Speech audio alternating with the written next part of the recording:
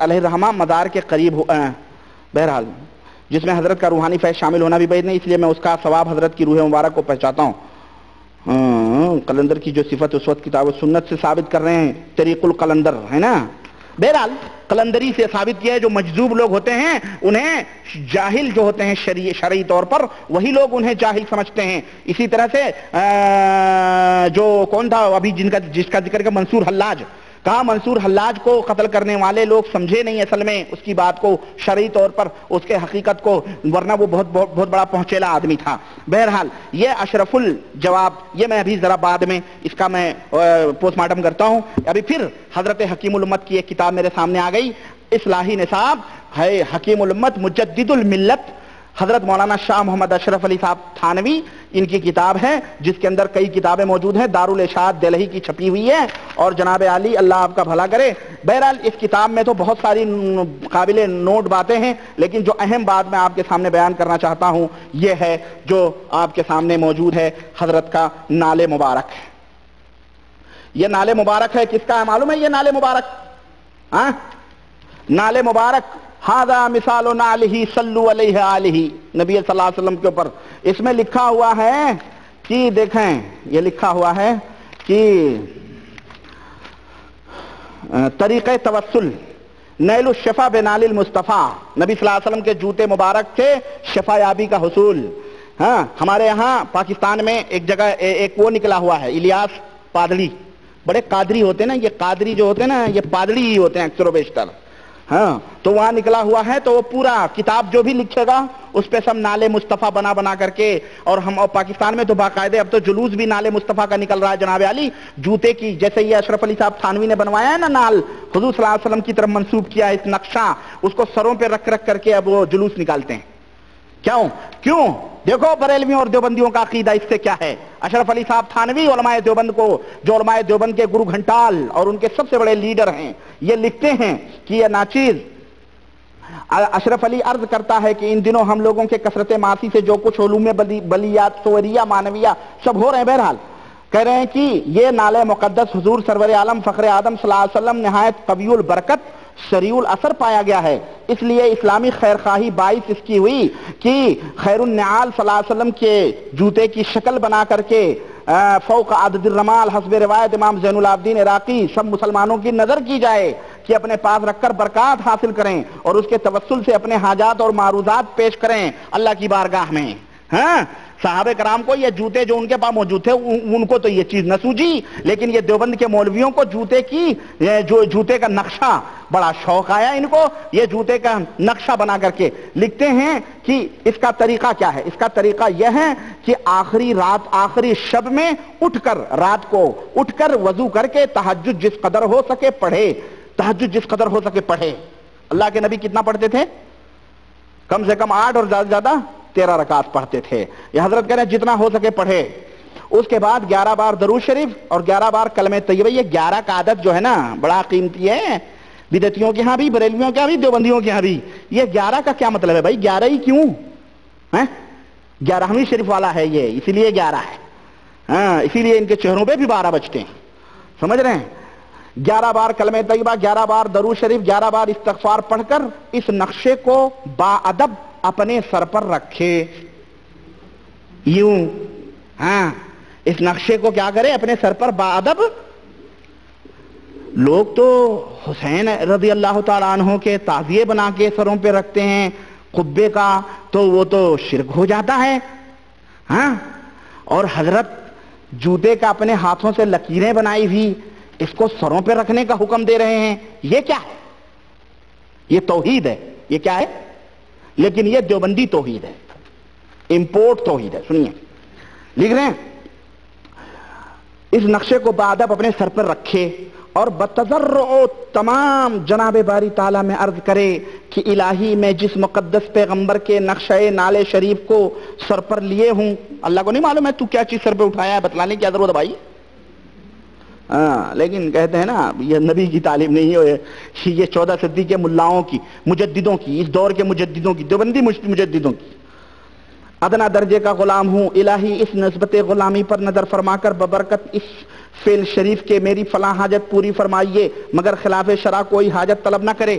پھر سر پر سے اس کو اتار کر اپنے چہرے پر ملے، سر پر سے اتار کر اسی نال کو اپنے چہرے پر کیا کرے؟ نال مانے جوتا یار، ہاں کبھی آپ لوگ اس سگ کی طرح وسوسے میں رہیں۔ اب میں نے جب سگ مانے کتا اس کا ترجمہ کر دیا تو لوگوں کے ہاتھوں کے طوطے اڑ گئے، جیسے میں نے ان کی دم پہ پیر رکھ دیا جناب عالی۔ کہنے لگے یہ کون سی سگ؟ سگ کی سگ مانے کتا بھائی، سگے مدینہ کہتے ہیں، مدینے کا کتا، سگے غوث الورا غوث پاک کا کتا، سگے غوث الثقلین غوث کا کتا، وہی سب سگ ہے۔ ایسے یہ نال، نال مانے جوتا، ہاں تو مگر خلاف شرع اس کو چہرے پر ملے، اس کو بمحبت بوسہ دے، ہاں اس کو چومے اومے، اشعار ذوق و شوق بغرض اریاد عشق محمدی پڑھے، اریاد عشق محمدی میں اشعار پڑھے جو انشاءاللہ عجیب کیفیت پائے گا، ہے نا۔ کہتے ہیں کہ ایک کہنے لگے کہ ایک طالب علم کے لیے نقشہ بنوا دیا تھا۔ ابو جعفر کہتے ہیں میں نے ایک طالب علم کے لیے نقشہ بنوا دیا، وہ میرے پاس ایک روز آ کر کہنے لگا میں نے آدھی شب گزشتہ میں اس کی عجیب برکت دیکھی کہ میرے بیوی کے اتفاقاً ایسا سخت درد ہوا کہ قریب بہلاکت ہو گئی۔ میں نے یہ نقشہ شریف درد کی جگہ رکھ کر عرض کیا کہ یا الہی مجھ کو صاحب نال کی برکت دکھلائیے۔ اللہ تعالیٰ نے اسی وقت شفا عنایت فرما دی۔ ماشاءاللہ، ہاں دیوبندی مولویوں عوام بیچارے تو ان کو میں نہیں کچھ چھیڑتا، نہیں ان تبلیغی بھائی بیچاروں کو۔ ہے اشرف علی صاحب تھا، حکیم الامت کی پڑیا ہے، دیکھو تمہیں بھی بڑے درد ہوتے رہتے ہیں۔ سنو، قاسم بن محمد کہتے ہیں کہ اس آزمائی ہوئی برکت ہے، جو شخص اس کو تبرکن اپنے پاس رکھے، ظالموں کے ظلم سے، دشمنوں کے غلبے سے، شیطان شرکت سے، حاسد کی نظر بد سے امن و امان میں رہے گا۔ اگر حاملہ عورت درد ذہ کی شدت کے وقت اس کو اپنے داہنے ہاتھ میں رکھے تو اس کی مشکل آسان ہو۔ ماشاءاللہ نسخے بتائے جا رہے ہیں۔ ایک کسی بہرحال یہ پورے یہ نقش شریف درد کی جگہ رکھ لیا، بہرحال ایک اب واقعات بتا رہے ہیں کہ ایسا ہوا ایسا ہوا ایسا ہوا۔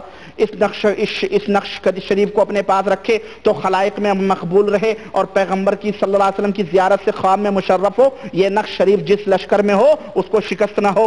ماشاءاللہ ماشاءاللہ، نبی کریم صلی اللہ علیہ وسلم بذات خود موجود ہیں غزوہ احد میں، ہاں نبی صلی اللہ علیہ وسلم سے بڑھ کے ان کا جوتا ہے؟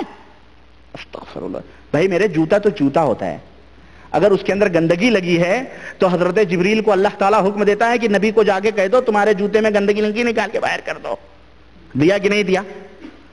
اس کو اس کے ساتھ اور نبی کریم صلی اللہ علیہ وسلم کے ساتھ کون سی نسبت؟ غزوہ احد میں نبی موجود ہیں، فتح شکست میں تبدیل ہوئی ذرا سی نافرمانی پر، حضور کے چچا کے گلے کٹے اور اجل صحابہ شہید ہوئے، ہاں حضور موجود ہیں لیکن ذرا سی نافرمانی پر یہ منظر ہو رہا ہے۔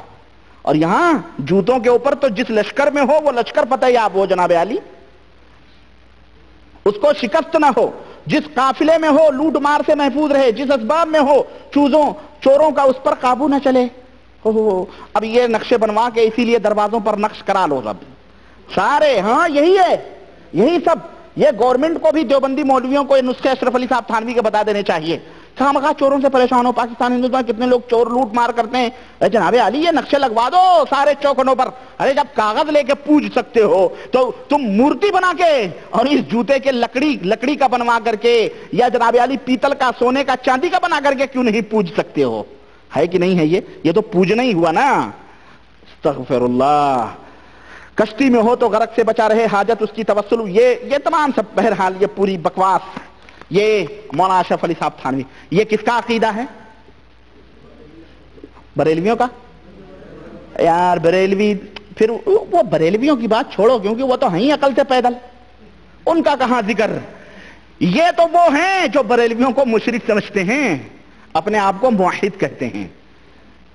اس جلتے پر تتا پانی ایک مثل ہے، ہاں اس جلتے پر تتا پانی، یہ ہیں علماء دیوبند، ان کا یہ عقیدہ ہے۔ سنو، وقت بہت کم ہے، میں زیادہ ٹائم نہیں لینا چاہتا، آگے بڑھیں جناب علی۔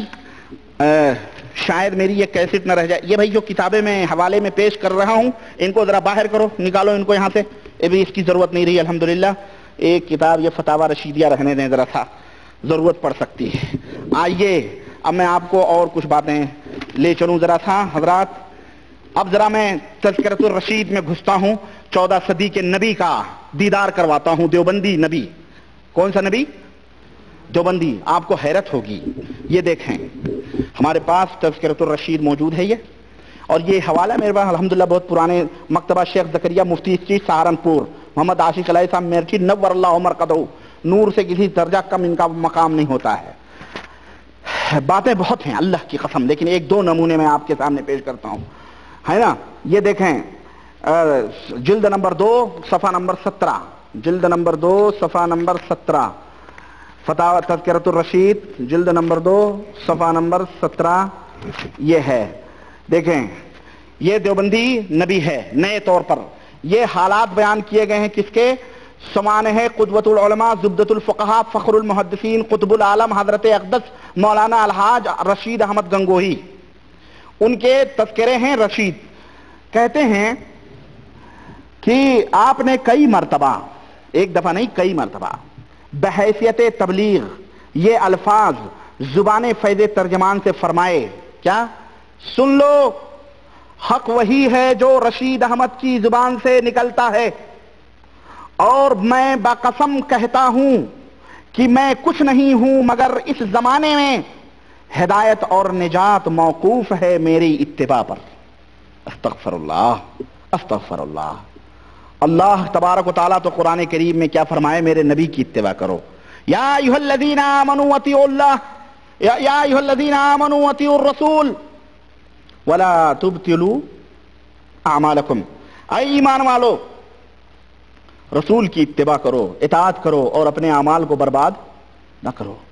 فَإِنْ آمَنُوا بِمِثْلِ مَا آمَنْتُمْ بِهِ فَقَدِ اهْتَدَوْا، اے میرے نبی اگر لوگ ایمان لے آئیں اس طرح سے جس طرح تمہارے صحابہ ایمان لائے ہیں تو وہ ہدایت کے راستے پر ہیں۔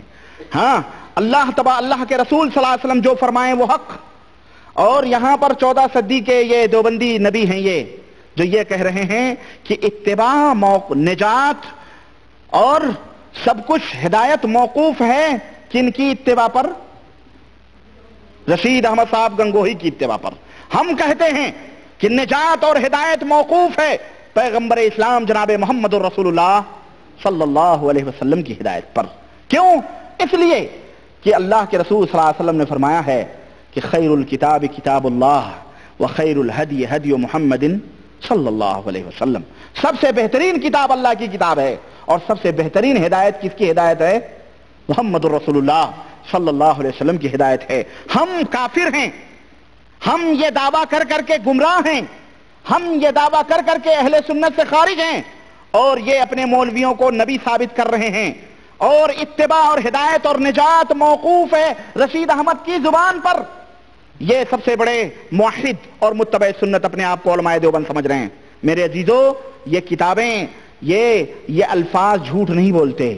کوئی 2 ٹکے کا مولوی یہ کہہ سکتا ہے کہ لکھنے والے نے نہ جانے کس وجہ سے اور کس طرح سے لکھا ہے، اس کو مفہوم نکالنے والے نے کچھ اور مفہوم نکال لیا ہے۔ یہ تعویلات یہ تمام سب چیزیں تم کر تو سکتے ہو، لیکن یہ عبارت جو ہے کہ میں بقسم کہتا ہوں کہ میں کچھ نہیں ہوں مگر اس زمانے میں ہدایت و نجات موقوف ہے میرے اتباع پر،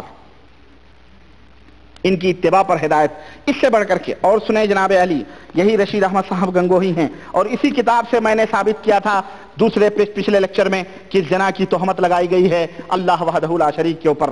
یہ دیکھیں اللہ، میں کیا بات بتاؤں، جلد نمبر 2 صفحہ 247 کھولیں اور آپ کو میں اللہ کے ذکر کا ایک نیا عجوبہ دیوبندی مولویوں کا بتاتا ہوں۔ 247 اور جلد نمبر 247 اور جلد نمبر 2، یہ دیکھیں کہتے ہیں کہ ایک دن کرنال کے 246-247 ایک دن کرنال کے ایک عالم نے عرض کیا کہ حضرت بزرگوں کا قصہ سنتے ہیں لوگوں نے ان کے ہاتھ پاؤں سر اور دھڑ الگ الگ دیکھا ہے، بزرگ لوگوں کے سر الگ دھڑ الگ پیر الگ۔